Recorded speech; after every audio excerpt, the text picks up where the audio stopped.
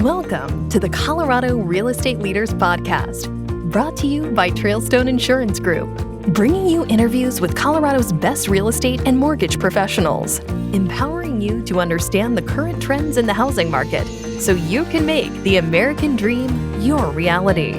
Enjoy today's episode. Well, it's a great day in Colorado, and welcome to the Colorado Real Estate Leaders Podcast. Today we have with us Gavin Ekstrom, who's the Senior Vice President of CrossCountry Mortgage. Gavin, welcome to the program. Hey, it's an honor. I appreciate you guys taking the time with me today. You're welcome. I'm looking forward to learning from you because I know that everybody has their own specific background, and we love to hear perspectives of how they have learned personally and professionally of success. So give us a little bit of your story and background, and how did you get into the mortgage business? Yeah, so I got in the industry 29 years ago. I was 19. And just a quick story, I was selling shoes at Nordstrom, and a guy came in wanting shoe polish and shoe trees. And lo and behold, he left with 6 pairs of shoes, shoe polish and shoe trees for all of them as well.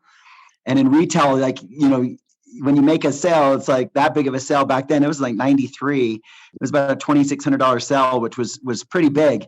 The next day I come into work and there's a little note that says, call Bob Parks. And so I said, okay, I'll call him. And I first thought, dang, he's going to return everything. Yep. Too good to be true. Yeah. So I called him and I said, hey, Bob, Gavin, I worked with you last night. What can I do for you? And he said, hey, son, you did a number on me. Now I'm somewhat like cocked back and well, what do you mean by that? And he said, I've never been sold that way. And your selling skills are phenomenal, but you're just selling the wrong product. Now, this was in Utah, and in Utah, they're known for multi-level marketing. So I simply just said, listen, I'm going to college. I'm 19 years old. I'm not interested in Amway or New Skin or any of these MLM products. I'm focused on my education. And he said, I want to teach you about mortgages. And I said, I don't even know what that word means. There was no Google back then. So by the time I got home, I asked my brother, and he's like, it's when you buy a house. Our family rented up until I got into the industry. And so basically I met with him. He gave me a contract. My very first contract I signed at 19, $35,000 a year and 35 basis points per transaction. So I show up day one. And he goes, hey, Gavin, everybody in here has a lender and you're not it. All the business is outside. And he pointed to this apartment complex. And so I literally went door knocking and I said, house prices are great. Interest rates are low. When do you plan on buying? And damned if every third or fourth house didn't invite me in. And literally it was white, yellow, pink, press hard. Y'all remember that? Mike, you're about my age. Press hard. And so I came back that day and I had like 10 applications that I had handwritten. And I go to Bob and he goes, where'd you get these? I said, hey, you were right.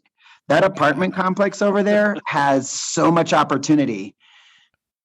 I think he wanted to call me. You had to fill out a 1003 with those little carbon papers in there, and press hard, right? Yeah. So I think he wanted to call me an idiot, but he goes, Gavin, what I meant was the world is oyster. You ever heard that before? Go out and make things happen. And so I said, well, you were right about the apartment complex. So anyway,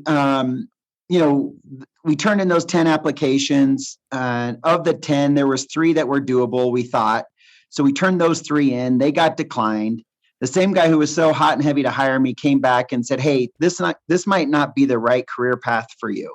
Wow. And so I said, listen, Bob, as you know, I know how to sell. I don't know a damn thing about a mortgage. So he gave me the MRI books. Back then it was the 4155 for FHA.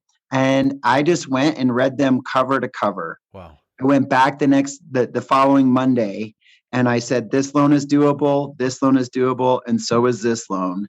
And let's take a look at those others that we turned away because I think there's opportunities there too. And that's how it got started. And literally I read the underwriting guidelines, so I knew more than the underwriters did. And I challenged them so frequently. And I still, when I teach, I tell loan officers that existing loan officers are loan officers just getting in the business, you've got to know the guidelines Yep. inside and out.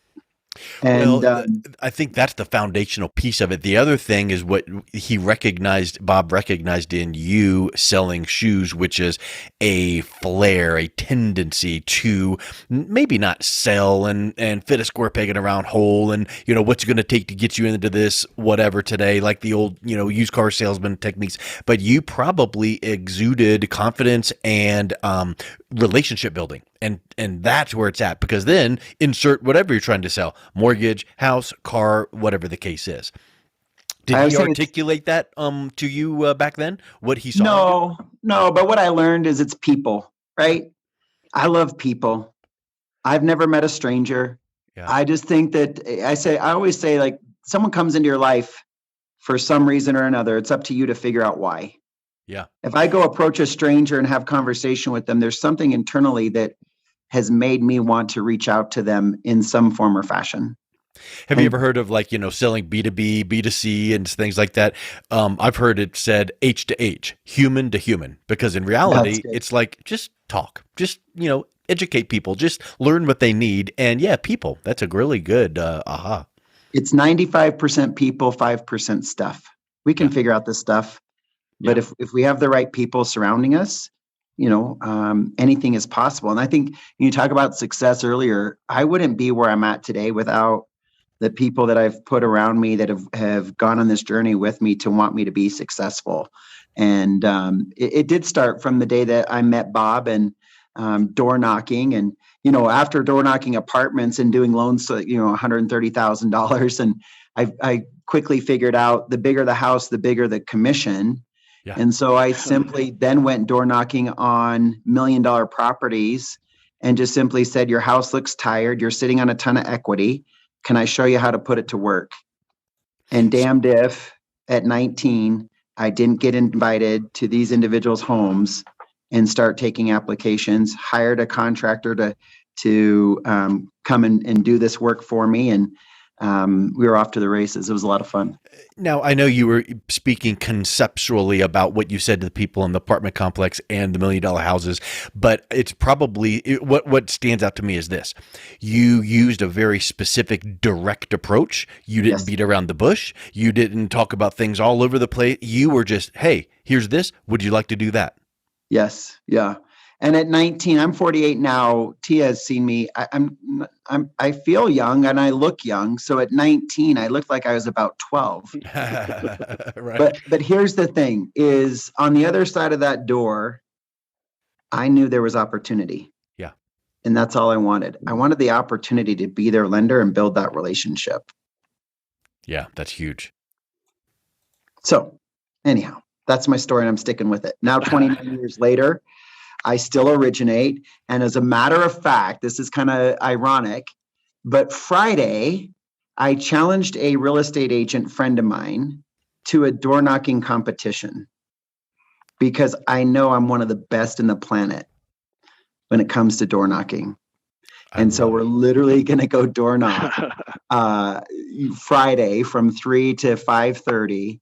And I told her I'm gonna get more business for her in that period of time than she could get herself. So we got a little competition going. I'm looking forward to it. So that is a quality of, hey, the old government worker, people leaning on the shovel, watching 19 other people, manage the job site.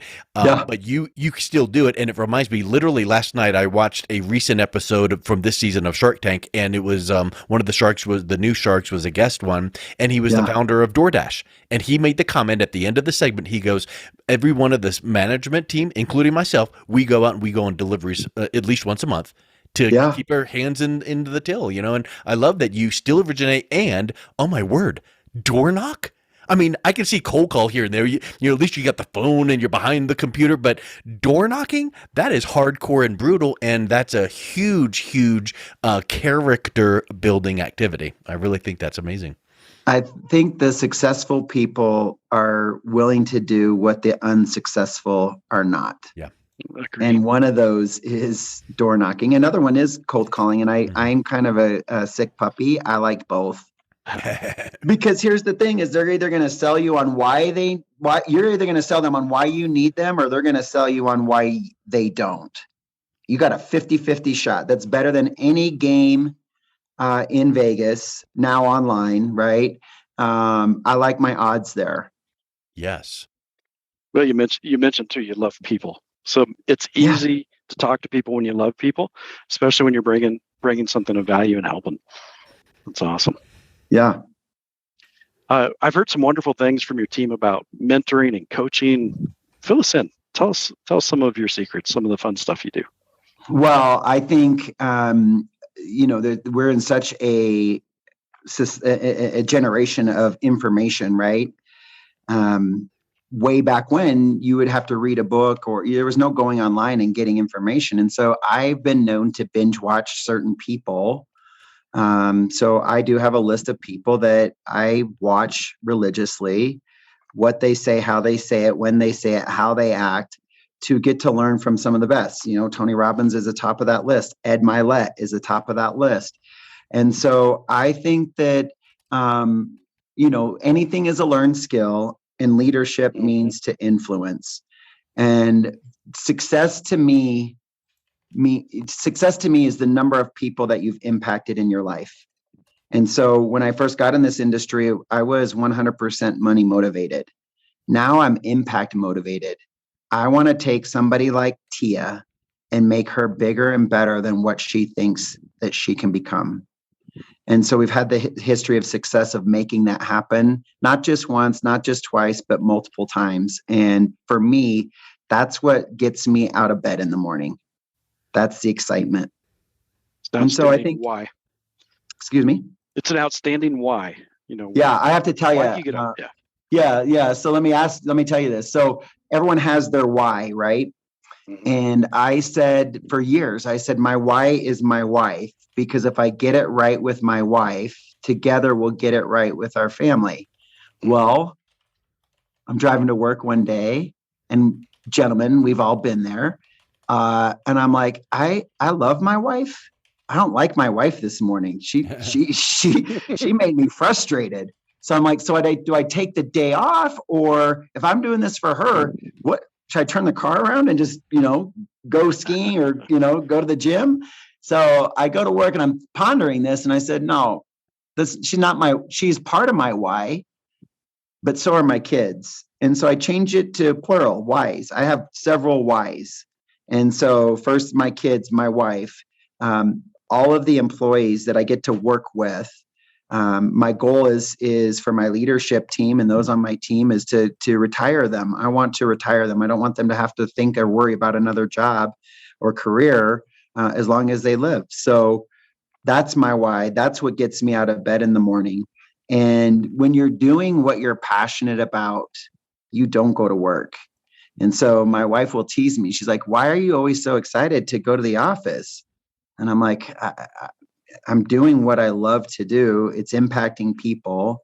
And when you're doing it, it's not work. And I work with my friends. That's it. Yep. You mentioned too, Gavin, about, some of the people you follow, and it reminded me of an old saying that, you hear a saying and you attribute it to this person, but it really came from that. Who knows where it came from? But Jim Rohn, I believe, was the originator. Success leaves clues. And so when you can model people's success, and then you are building your team, and then you teach them to model you, boy, everyone, then that's continuity, and that's keeping everything, in lockstep together. I couldn't agree with you more. And he's like the OG, right? Yep. The other thing I'll tell you about success, yes, it leaves clues. And as one door closes, 10 doors will open if you are paying attention, watching and listening. And that's so true. It's like, one door closes, cool. Where's my other 10 opportunities? I've got to be on alert for them. That's probably a life principle. We can probably go into life coaching principle number 14 here, or 15, or we can keep on going. But I think here's something that we find ourselves predisposed to. We want to succeed and achieve and work and grind, and you go, go, go, go, go. But all of a sudden you miss opportunities because you're looking at the next best thing. You're talking to someone in person, but you're looking over their shoulder to see who else you can talk to. Or you get some time saving devices or strategies in place, and you compress some activities and you save a bit of time, but then what do? You fill it with something else. So there has to be aspects of margin so that we can be aware of opportunities. Yes, opportunities to grow a business, but also opportunities to notice where to encourage a coworker, friend, associate, whatever. But I think that we program ourselves too much and we get too busy and we miss out on some of those things. I would agree. You can be overly structured. I'm very routine. I'm very structured. A couple things. One thing is, if I look at my calendar and see an appointment or an obligation there, if I don't say F yes, I can't wait to do that, I'm not doing it. And the reason is because you only have so much limited time, right? Yeah. And I only want to do the things that like really get me motivated and excited to do. So I've learned that like you're never going to get the time back. You know what I mean? And so you got to be cognizant of that. The other thing too, like here's what's interesting about time management. You book an hour appointment, you take the whole hour. You don't need the whole hour for that appointment. So book it in 30 minutes, right? And just get it done in 30 minutes. And then you have a little 30-minute margin for a little bit of overage, but also a little bit of planning for your next meeting and all of those things. You have to build those things into your schedule. Yeah, I'm back to back to back. I like it that way because I am a wanderer and I don't want to get in trouble. I learned that white space on your calendar is, guys, I'm just very transparent. It's like I don't do cocaine, but it's like cocaine. It's bad. So don't have white space, fill the white space. And so the other thing too is we talk about leadership and I think right now in society, we gotta teach grit. Yep. We got to show what grit looks like and a level of grit. And our younger generation, they're just not as gritty as, this Generation X. And so how do we teach them grit? And that's what I'm working with my kids. I got 6 kids. I want them to be gritty. I want to give them everything that they want because I want to, not because I have to, but I also want them to understand the difference between hard work and grit. I think there's a big difference. I'm a gritty person. Every year I start the year, you guys, and I come up with a word of the year. It was surrender, relentless. This year is savage. And I want to say, like, I want to do everything I possibly can to be the best.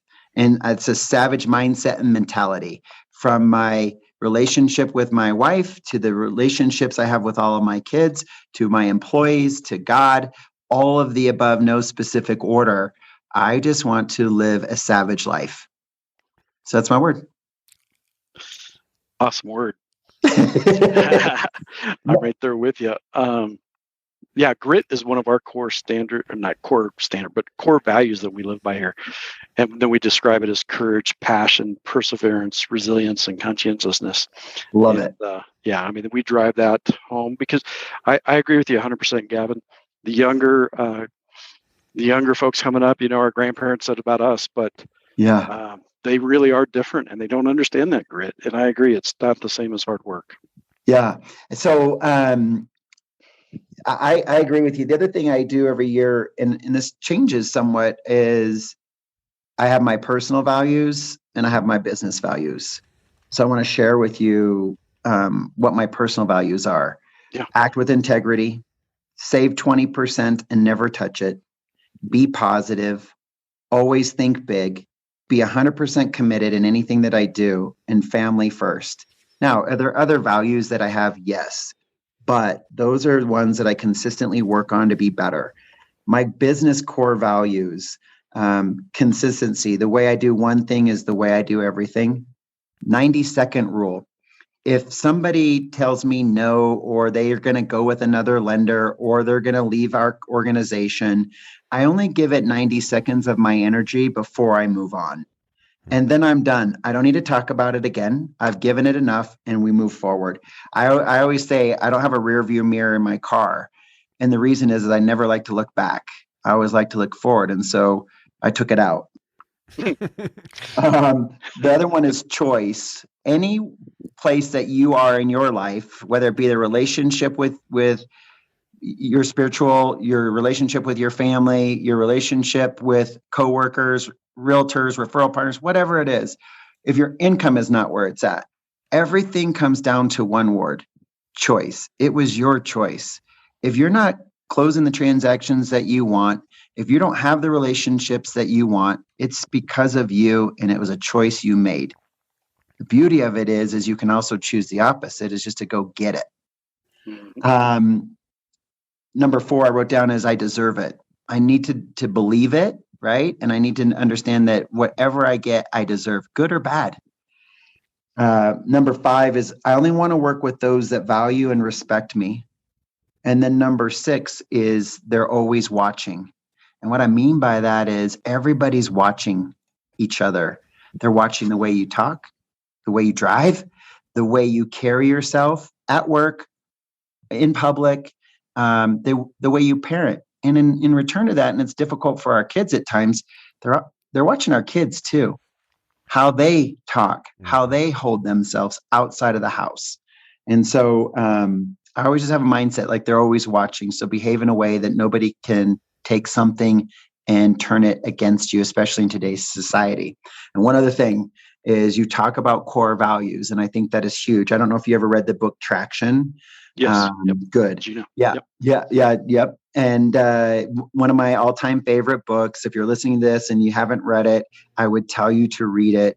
But our core values are legit: loyalty, energetic, growth-minded, impactful, team player. I only want to hire and work with people that are loyal to me because I'm going to be loyal to them. But I only want to hire those that have been loyal to their prior employer. I don't want people that jump around from job to job.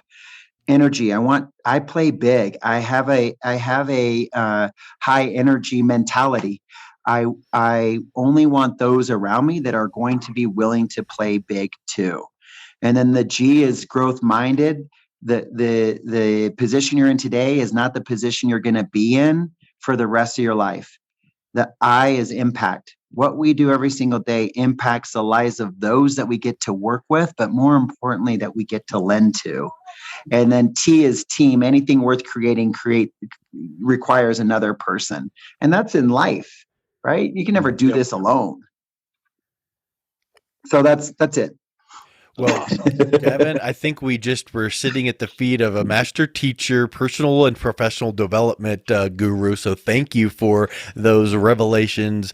I think that anyone looking to or on your team is able to glean from that just in passing. I think people just keep a notebook and go, ooh, let me write down that thing he said. That's a writer-downer. So thank you so much for coming on. If someone's interested in learning more about you and your team, what's the best way they can reach out and connect with you?